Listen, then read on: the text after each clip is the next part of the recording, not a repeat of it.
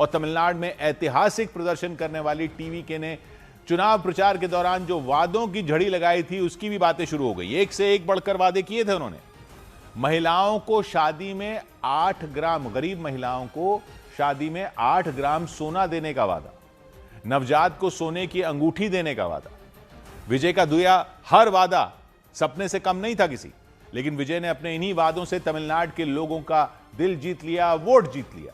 TVK को लोगों ने भर भर कर वोट किया। नतीजा यह हुआ कि अपने पहले ही चुनाव में विजय की पार्टी टीवीके ने 100 से ज्यादा सीटें जीत लीं और माना जा रहा है कि चुनाव में किए गए वादों ने उनकी जीत की राह आसान बना दी।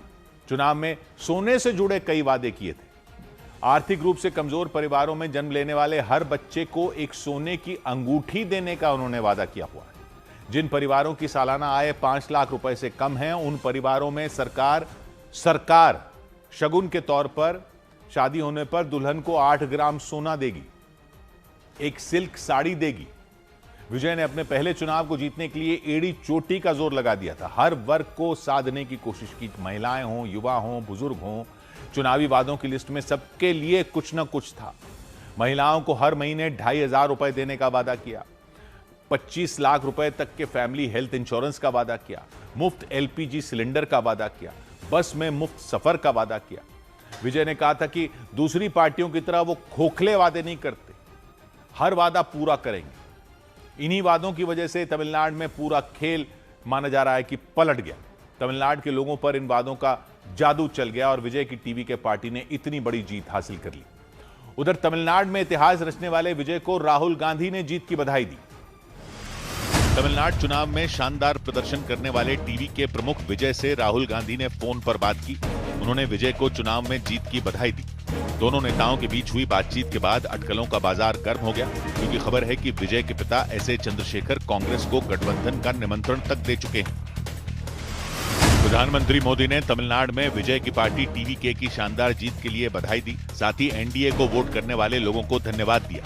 उन्होंने भरोसा दिया कि केंद्र सरकार तमिलनाडु के लोगों के लिए हमेशा काम करती रहेगी। केरलम में कांग्रेस की अगुवाई वाले यूडीएफ की जीत के बाद राहुल गांधी ने राज्य के लोगों का आभार जताया। उन्होंने सोशल मीडिया पर पोस्ट कर कांग्रेस के नेताओं और कार्यकर्ताओं को बधाई दी। प्रियंका गांधी ने भी केरलम के लोगों को धन्यवाद कहा। वो वायनाड लोकसभा सीट से सांसद हैं और उनके संसदीय क्षेत्र में आने वाली सभी 7 विधानसभा सीटों पर यूडीएफ को जीत मिली। और तमिलनाडु विधानसभा चुनाव में करारी हार के बाद डीएमके के कार्यकर्ताओं को अपनी जश्न की तैयारियां रद्द करनी पड़ गई। चेन्नई में पार्टी दफ्तर में बड़े कार्यक्रम का आयोजन किया गया था। बड़े स्तर पर तैयारियां की गई थी, टेंट लग चुके थे, लाइटें लग चुकी थी, सैकड़ों कार्यकर्ता जुट चुके थे, नतीजे आने का इंतजार कर रहे थे। उम्मीद कर रहे थे पिछली बार की तरह इस बार भी डीएमके की ही जीत होगी, लेकिन जब नतीजे सामने आए तो डीएमके सत्ता से पूरी तरह दूर हो गई। वोटों की गिनती शुरू होते ही वो पिछड़ती चली गई, दूसरे नंबर से नहीं उठ सकी। कई बार वो तीसरे नंबर पर चली गई रुझानों में। पार्टी के कार्यकर्ताओं में मायूसी छा गई। ये कार्यकर्ता तो सबके सामने ही रोते हुए दिखाई दिए, उसे चुप कराते रहे उनके साथी। अपनी पार्टी के प्रदर्शन से कार्यकर्ता बेहद दुखी नजर आए। चुनाव नतीजे आने से पहले ही पार्टी दफ्तर के बाहर पहले से ही टेंट लग गया था, सैकड़ों कुर्सियां मंगवाई गई थीं, जीत का जश्न मनाने की पूरी तैयारी थी, कार्यकर्ताओं में जोश था, लेकिन उम्मीदें उनकी पूरी नहीं हो सकी। सत्ताधारी पार्टी डीएमके दूसरे नंबर पर रही, बड़े अंतर से।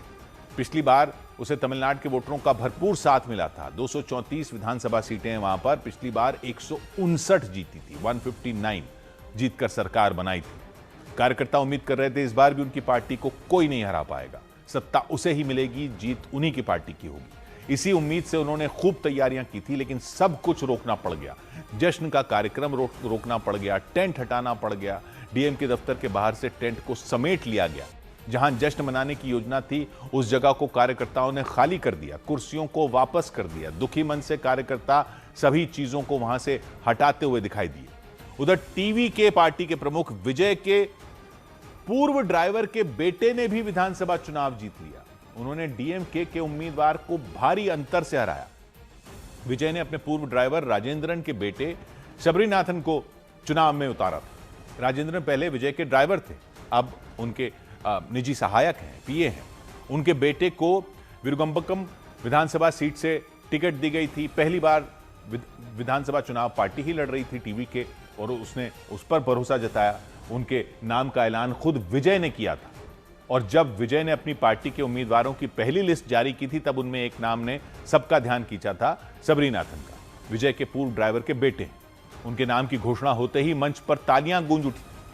पिता और बेटा दोनों बेहद भावुक हो गए थे। सबरीनाथन ने तो विजय के पैर छू लिए थे। तुरंत विजय ने उन्हें उठाया था और अपने गले से लगा लिया था। ये देखकर सबरीनाथन और उनके पिता दोनों रोते दिखाई दिए थे जब नाम का ऐलान हुआ था। खुद उनके आंसू विजय ने पहुंचे थे। पार्टी के नेताओं और कार्यकर्ताओं ने तालियां बजाकर उनका हौसला बढ़ाया था। इस भावुक पल की चर्चा पूरे राज्य में हुई। वीडियो खूब वायरल हुआ।